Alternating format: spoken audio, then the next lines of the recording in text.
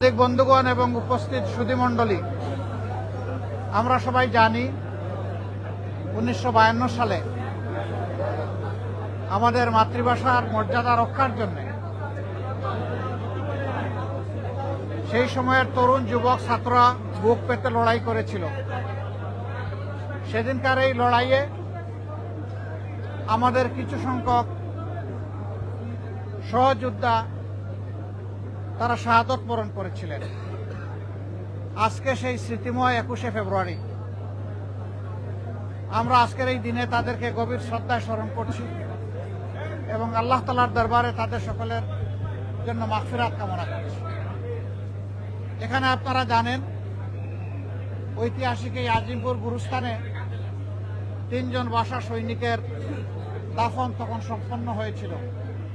আমরা মূলত তাদের কবরের পাশে দাঁড়িয়ে এবং এখানে আরো যত মুর্দেগান আছে তাদের সকলের জন্য দোয়া করতে এসেছিলাম। আমরা ফাতিহা পাঠ করেছি, আমরা সূরা ইখলাস তেলাওয়াত করেছি, আমরা ইস্তেগফার এবং দরুদ পড়ে আল্লাহ তাআলার দরবারে আমরা হাত তুলেছি। আমরা জাতির এই সমস্ত বীর সন্তানদের জন্য দোয়া করেছি। পাশাপাশি 47 থেকে শুরু করে 24 পর্যন্ত যারা মানুষের অধিকারের জন্য লড়াই করে দুনিয়া থেকে বিদায় নিয়েছেন, তাদের সকলের শাহাদাত আল্লাহর দরবারে কবুল হওয়ার জন্য আমরা মুনাজাত করেছি।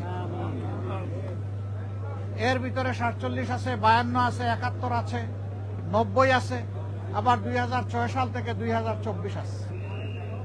এই সময়ের ভিতরে প্রতিষ্ঠিত কায়েমি স্বার্থবাদী সরকারগুলো জনগণের অধিকার গায়ের জোরে চাপাইয়া দিতে চেয়েছিল। এর বিরুদ্ধেই দ্রোহ হয়েছিল, বিদ্রোহ হয়েছিল।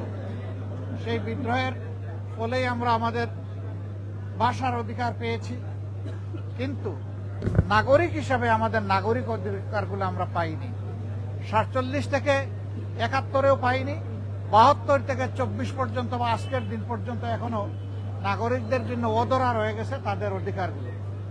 বাংলাদেশ জামাতে ইসলামী মানুষের অধিকারের জন্য এই লড়াই করে এবং আমাদের এই লড়াই অব্যাহত থাকা পর্যন্ত, যতদিন পর্যন্ত বাংলাদেশে একটি মানবিক সমাজ কায়েম না হবে, যেখানে মানুষ ন্যায় বিচার পাবে, দুর্নীতিমুক্ত হবে, চাঁদার কলুষিত কালো থাবা থেকে মানুষ মুক্তি পাবে এবং কোনো অবিচার কারো উপর করার কেউ দুঃসাহস দেখাবে না, সেরকম একটি সমাজ কায়েমের জন্য আমাদের লড়াই অব্যাহত আছে।